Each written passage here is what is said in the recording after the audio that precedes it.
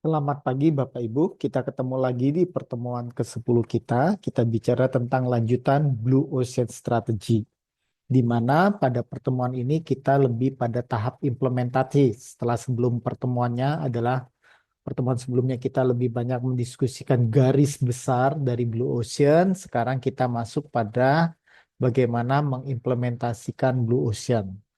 Nah, setelah membaca materi ini diharapkan peserta dapat melakukan memahami pentingnya rekonstruksi batasan pasar, menjelaskan pentingnya untuk fokus pada big picture, gambaran besar, menjelaskan pentingnya menjangkau di luar permintaan yang ada. Jadi kita mencoba mencari di luar existing demand.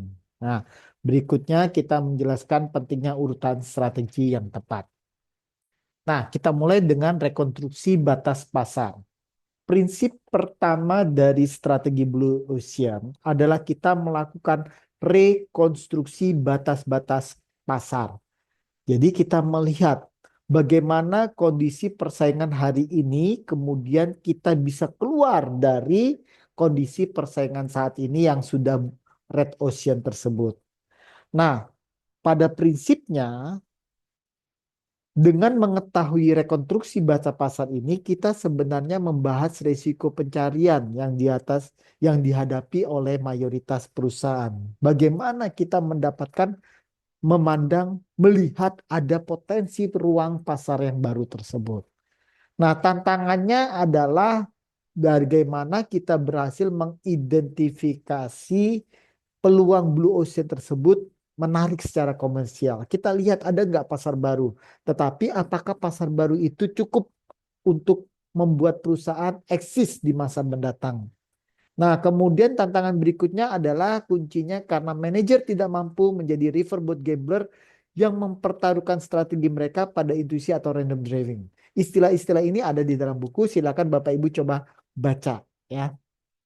Nah, terdapat 6 dasar pendekatan untuk melakukan rekonstruksi batas pasar yang kita sebut SIGPAD framework. Yang pertama kita mencari di industri alternatif, bukan substitusi. Ada beda antara alternatif dan substitusi. Kemudian melihat kelompok-kelompok strategis dalam suatu industri.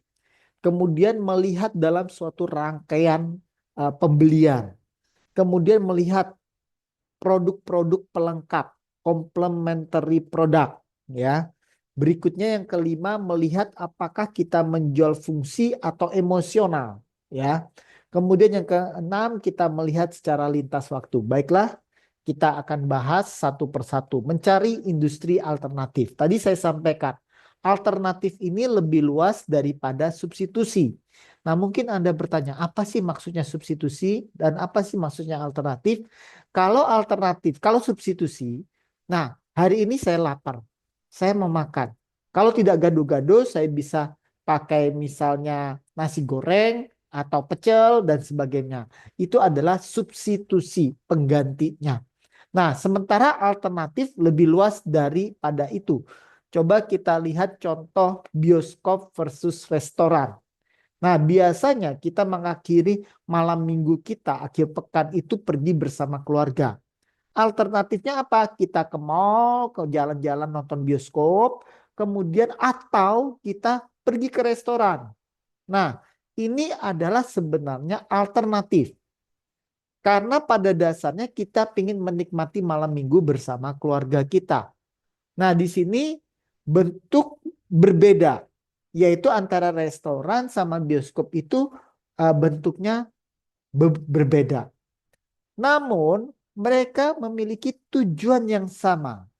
Jadi kita pergi ke restoran atau kita pergi ke bioskop sama-sama bertujuan untuk menikmati malam minggu kita. Nah, inilah yang disebut alternatif produk. Nah, Anda bisa nanti membuat ketika membuat Blue Ocean, Anda melihat apakah alternatif produk dari katakan kecintaan kita kepada musik ya. Nah, kita bisa mendengarkan musik kalau dulu pakai tape, kemudian berubah menjadi Walkman sehingga kita bisa menikmati di setiap perjalanan kita, kemudian berubah dari kaset ini menjadi CD, kemudian iPod dan sebagainya. Nah, dengan kita mengubah menjadi handphone yang hari ini menikmati Spotify melalui handphone, nah itu kita sebenarnya merubah. Dari semula kita menggunakan fisik khusus untuk yang namanya alat pendengar, entah itu tape dalam bentuk kaset, dalam bentuk CD, kemudian sekarang kita menggunakan handphone. Tetapi tujuannya sama, yaitu kita menikmati musik. Ya, seperti itu Bapak Ibu. Nah, ada beberapa pertanyaan yang bisa kita lakukan untuk mencari industri alternatif. Yang pertama, silakan Bapak Ibu baca sendiri semua. Ini dalam rangka kita merangsang bagaimana kita mencari alternatif industri. Di setiap akhir bagian ini, semua ada pertanyaan-pertanyaan yang membantu kita untuk melihat 6 pendekatan-pendekatan ini. Ya, silakan Bapak Ibu baca sendiri semua. Nah, yang kedua mencermati grup strategi dalam industri. Nah, biasanya dalam suatu mind map, position map, ya kita ada peta posisi persaingan. Di situ kita akan melihat bagaimana ada kelompok-kelompok di dalam peta persaingan tersebut. Ada mungkin mobil untuk kelas atas, ada untuk mobil sport, ada untuk mobil ekonomis dan sebagainya. Nah, kita ambil contoh misalnya Lexus Toyota. Lexus Toyota itu kita anggap blue ocean. Kenapa? Kita lihat yang namanya Lexus Toyota itu head to head kualitas produknya bersanding dengan Mercedes, BMW, Jaguar untuk kalangan kelas atas. Tetapi harga dia relatif lebih terjangkau setara dengan kalau di Amerika dengan Cadillac dan Lincoln. Jadi kualitasnya tinggi tetapi harganya setara. This is Lexus Toyota. Nah, itulah yang kita sebut sebagai mengamati grup-grup strategis. Nah, dari situ kita akan buat blue ocean baru, kemudian di situ kita melihat bagaimana Lexus mampu bersaing dengan kualitas Mercedes, kemudian dengan harga Cadillac and Lincoln, ya. Terus berikutnya melihat ke seluruh rantai patok. Siapa sih pembelinya, pembeli sasarannya? Kadangkala kita tidak bisa mengatakan si pembeli itu adalah pembuat keputusan. Kadangkala kita harus melihat rantai pasok. Ada 3 hal terkait dengan proses pembelian. Pertama, yang menentukan pembelian itu mungkin si buyer itu sendiri. Atau yang kedua, user. Sometimes buyer dan user itu orang yang berbeda. Yang ketiga adalah influencer. Ya, maksudnya apa tuh? Misalnya industri farmasi, kalau kita ingin menjual produk pada industri farmasi, maka kita tidak bisa mempengaruhi si buyer dan usernya. Buyernya mungkin orang yang membeli obat, usernya orang yang meminum obat, tetapi kita lebih pas mempengaruhi influencernya. Siapa itu? Para dokternya. Jadi industri farmasi setiap sore akan datang ke praktek dokter, kemudian menawarkan obatnya. Karena mereka lah yang akan menentukan obat yang digunakan. Kemudian pada industri peralatan kantor, tentu yang menentukan pembeliannya adalah bagian pembelian. Di sini adalah buyernya. Sementara usernya mungkin departemen lain, ya. Jadi untuk itu kita dekati adalah buyernya, pembelinya. Sementara industri pakaian itu menjual dominan sebagian besar kepada user, maka kita promosi pendekatannya kepada usernya. Nah, dengan melihat ke seluruh kelompok pembeli ini, kita bisa memperoleh wawasan baru tentang cara bagaimana kita memfokuskan produk kita pada sekumpulan pembeli, ya, seperti itu. Nah, ini pertanyaannya. Kita lanjutkan mencermati produk-produk komplement. Ya, tadi sudah ada produk substitusi, ada produk alternatif, sekarang produk komplement. Apa maksudnya produk komplement? Sometimes keputusan pembelian oleh pembeli itu sangat dipengaruhi ada enggak produk-produk pelengkapnya. Contoh begini, movie theater. Nah, ketika saya masih punya anak kecil waktu itu, nah ketika saya pergi ke gedung bioskop, itu yang namanya anak kecil tidak bisa mendengar suara banter dari XX1, sound systemnya XX1. Dia tidak akan bisa bertahan 1 jam, 2 jam di dalam gedung bioskop tersebut. Akhirnya apa yang terjadi? ketika dalam tempo 15 menit si anak akan nangis. Ya, si anak akan nangis akhirnya sama susternya pergi keluar. Maka nextnya dalam rangka menghadapi orang-orang tua yang punya anak-anak masih kecil ini, apa yang dilakukan oleh perusahaan-perusahaan movie theater dengan menciptakan ruang bermain. Jadi bisa jadi orang tuanya pergi nonton bioskop, sementara anak dan babysitternya itu bermain selama 1 jam 2 jam, sehingga tidak terasa selesai mereka bisa pulang bareng lagi. Ini yang disebut produk komplementer, ya. Terus berikutnya, apakah kita menjual produk berdasarkan basis emosi atau fungsional? Maksudnya apa tuh? Kalau kita menjual fungsi, berarti fungsional itu berarti menjual fungsi. Artinya kita betul-betul menjual manfaat dasar dari produk tersebut. Sebagai contoh jam tangan, manfaat dasarnya adalah untuk melihat waktu. So, tidak perlu kasih yang aneh-aneh. Nah, sementara mungkin ada orang lain, perusahaan lain menjual produk dengan emosi, ya. Jadi tidak hanya fungsi yang dijual, tapi ada emosi, kebanggaan, pride begitu ya ketika menggunakan produk. Nah, kita harus putuskan apakah kita menjual produk emosi atau fungsional. Fungsional. Nah, mungkin hari ini kita jual emosi, suatu saat berubah menjadi fungsional. Mungkin kita berubah hari ini menjual fungsional, suatu saat berubah menjadi emosional. Ya, kita lihat contohnya apa ini? Swatch.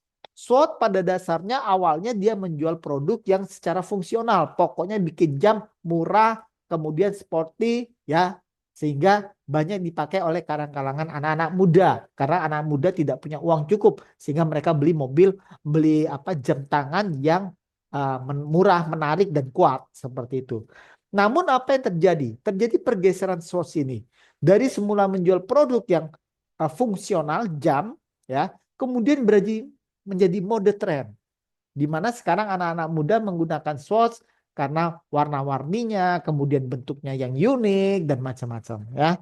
Jadi dia berubah dari fungsional menjadi menjual emosional berupa mode, ya. Beda dengan body shop.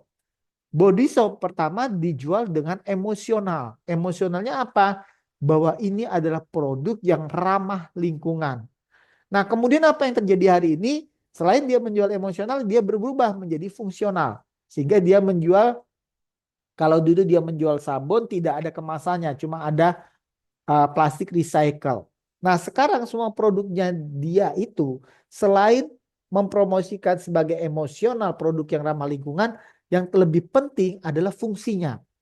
Kalau kita beli sabun, ya sabunnya yang fungsinya, bukan kemasannya. Nah, itu yang dikomunikasikan oleh Body Shop. Dulu Body Shop sangat berjaya dengan Blue Ocean-nya ini, tapi karena dia kurang melakukan langkah-langkah strategis sehingga pada tahun 2024 banyak perusahaan body shop yang tutup di Amerika dan Eropa.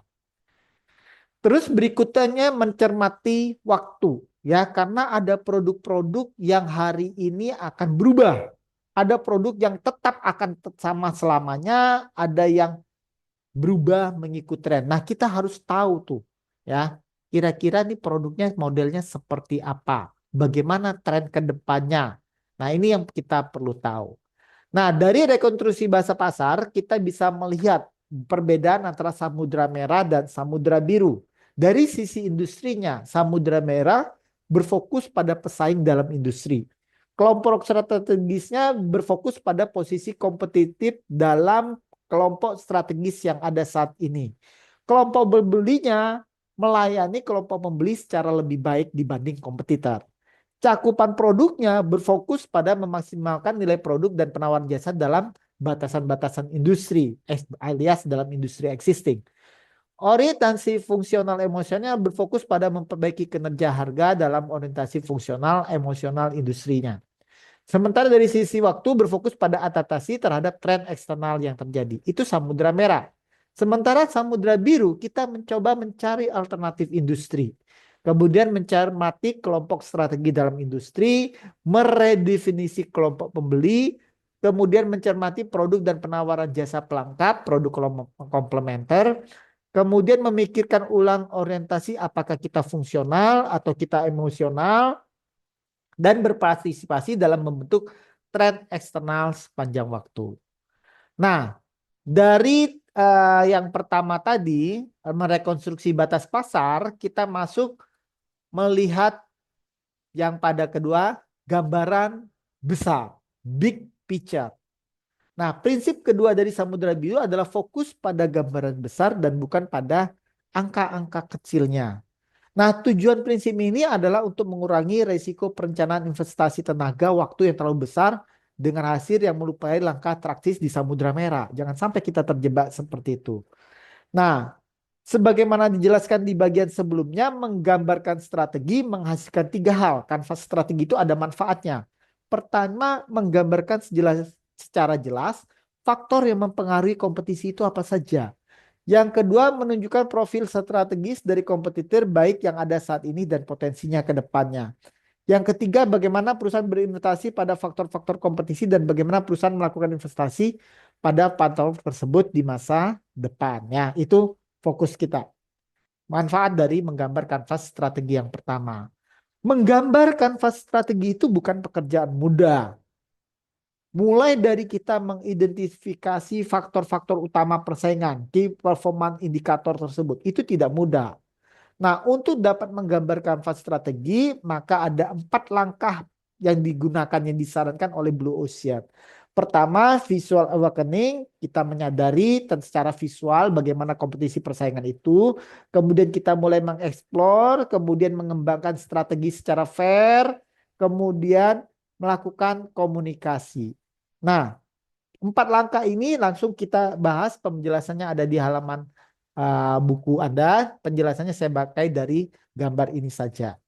Nah, dengan langkah pertama yaitu kita visual awakening, kesadaran tentang visual, tentang bagaimana landscape bisnis saat ini melalui kanvas strategi itu. Dengan cara apa?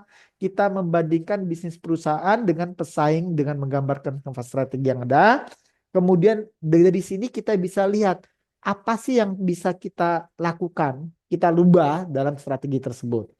Kemudian setelah kita menggambar, kita sadar posisi persaingan kita seperti apa, kita mulai eksplorasi. Eksplorasi melalui SIGPAD tadi, 6 jalan penciptaan Samudra Biru. Kemudian amati keunggulan khas dari produk dan jasa-jasa alternatif. Lihat faktor apa yang harus dihapuskan, diciptakan, dan diubah. Ya. Nah, kalau Anda berbisnis, sebagai contoh alternatif, jasa alternatif. Kalau kita ingin berbisnis rem, maka kalau kita menciptakan rem mobil, maka sebenarnya alternatif bisnisnya adalah kita melihat bukan pada bagaimana kita menciptakan rem-rem bagi mobil pesaing dengan cara melihat mobil Ferrari. Bagaimana Ferrari ketika di GP motor Grand Prix itu mereka bisa ngerem dengan cepat seperti itu untuk menghindari kecelakaan. Tentu tidak sekedar seperti itu. Mungkin kita bisa melihat alternatifnya. Bagaimana pesawat itu ketika mendarat dengan kecepatan yang tinggi, kemudian bisa berhenti di landasan dengan tepat. Nah, berarti ada fungsi rem yang selain di situ bicara tentang pengereman kanvas rem, juga tentang bagaimana hukum tentang termodinamika seperti itu. Nah, itu adalah cara kita mencari gagasan bagaimana membuat bisnis kita lebih baik dengan melihat pada alternatif produk. Kemudian kita mengembangkan strategi secara visual. Gambar strategi masa depan didasarkan pada pengamatan lapangan. Tadi setelah kita eksplorasi, kita lihat mana sih gambar strategi di masa datang itu seperti apa. Kemudian mendapatkan umpan balik mengenai kanvas strategi yang barusan kita kembangkan, baik dari konsumen, pesaing, dan non-konsumen. Gunakan umpan balik untuk membangun strategi masa depan yang lebih baik. Terus komunikasi secara visual. Gambarkan tadi strategi New Canvas itu kepada seluruh elemen di dalam organisasi, sehingga mereka memahami dan mendukung strategi Blue Ocean baru yang akan kita terapkan. Selanjutnya kita masuk yang ketiga, menjangkau di luar permintaan, this beyond existing demand. Pada dasarnya terdapat 3 tingkatan non-konsumen, yaitu calon non-konsumen yang akan berpindah dari perusahaan soon to be, Nah, non-konsumen tipe ini adalah pembeli yang meskipun melakukan pembelian atas produk sebuah industri karena kebutuhan, tetapi secara mental merupakan non-konsumen dari industri. Dia akan berpotensi berpindah. Kemudian ada konsumen yang sifatnya refusing, secara sadar menolak produk dari perusahaan. Atau yang ketiga, konsumen yang sifatnya unexplorer, yang belum dilayani. Dengan berfokus pada kesamaan utama di antara tiga non-konsumen ini, konsumen yang soon to be yang akan berpindah kepada kita, atau konsumen yang menolak, atau konsumen yang belum dieksplor, diharapkan ini bisa mencari celah bagi perusahaan untuk mengembangkan bisnis blue ocean yang baru. Ya. Nah, kemudian urutan strategi yang tepat bagaimana? Ini gambarannya, ada penjelasannya di dalam buku dengan detail atau di halaman berikutnya. Tapi saya jelaskan dari sini saja. Pertama dengan melihat utilitas pembeli. Apakah ada utilitas pembeli yang luar biasa dalam ide bisnis Anda? Bila ya, baru kita pertimbangkan harga. Apakah harga dari produk kita mudah diakses, mudah dicapai oleh para pembeli, harganya terjangkau. Kemudian cost-nya bagaimana? Apakah target biaya yang telah kita tetapkan itu sesuai dengan rencana kita? Kemudian setelah itu baru kita adopsi. Nah, kalau kita adopsi, apakah harus dipikirkan apa hambatan adopsi dalam mengaktualisasi ide bisnis kita? Nah, di sini apakah Anda menangani terlebih dahulu? Kalau sudah tertangani, maka ide Blue Ocean itu layak dikembangkan secara komersial. Nah, ini urutan-urutan penerapan strategi ini. Penjelasannya ada di sini dan di buku saudara. Inovasi nilai tidaklah sama dengan inovasi teknologi. Hal ini dicontohkan oleh Starbucks, Circle du Soleil, Southwest Airlines, dan Yellowtail. Kalau inovasi teknologi, kita mengembangkan teknologi. Sementara inovasi semata itu adalah inovasi hal-hal yang melakukan continuous improvement. Bahkan keluar dari existing market, existing pasar yang ada saat ini itu juga termasuk dalam inovasi. Nah, peta utilitas pembeli akan membantu manajer melihat isu ini dari sudut pandang yang tepat sebagaimana tampak pada gambar ini. Penjelasan detail ada di buku saudara. Ini adalah sumber, ini tahapan-tahapannya mulai dari kita beli, kirim, guna, pelengkap, perawatan sampai kita produk tersebut kita buang. Ini adalah indikator lapisan utilitas yang akan dirasakan oleh pembeli. Ada kenyamanan, kesederhanaannya, dan sebagainya. Ya, penjelasannya ada di sini. Nah, ini penjelasan lebih detail pada masing-masing siklus pengalaman pembeli. Mulai dari pembelian, pengiriman, penggunaan, hingga pembuangan. Oke, silakan saudara baca lebih detail ada di dalam buku saudara ya.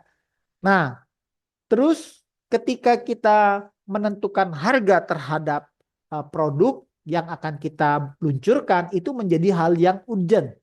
Nah, terdapat dua koridor harga yang disarankan oleh Kim dan Maubon sebagai penulis Blue Ocean. Nah, yang pertama apa?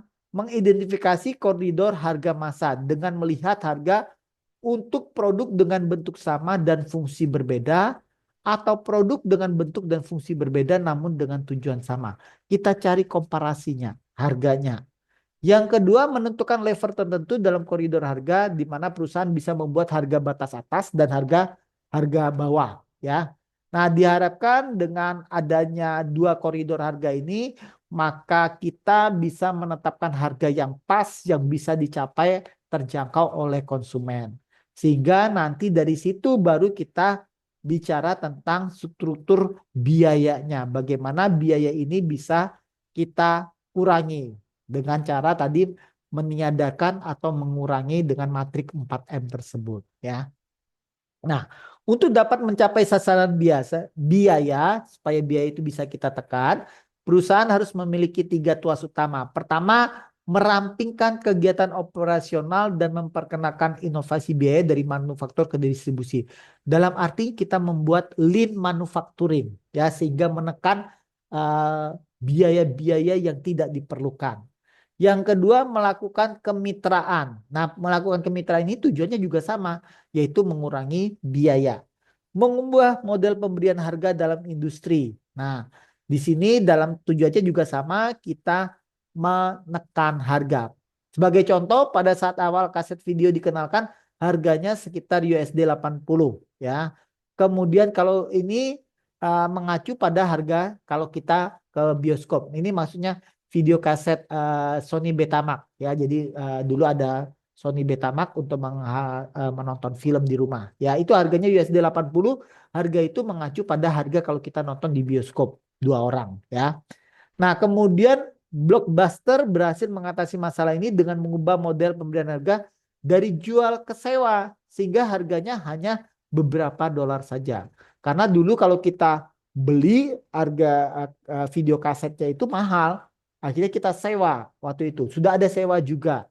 Tetapi Blockbuster membuatnya sebagai persewaan pertama. Jadi dia menyewakan kaset video itu dengan harga yang murah di zaman dulu ya. Oke, itu tahapan-tahapan implementasi strategi. Sampai ketemu lagi di minggu depan dengan bagaimana mengatasi hambatan penerapan strategi. Terima kasih.